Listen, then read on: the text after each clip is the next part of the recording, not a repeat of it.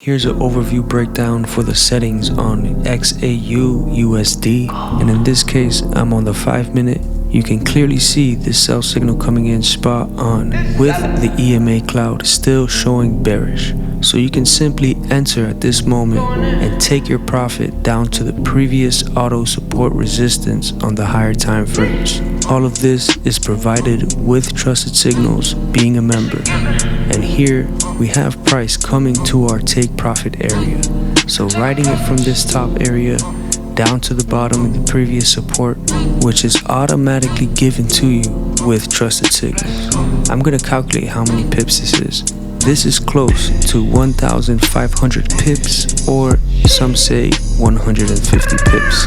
It's our main goal to provide tools that can help traders find the right precise entries and exit points. And this is why we created Trusted Signals.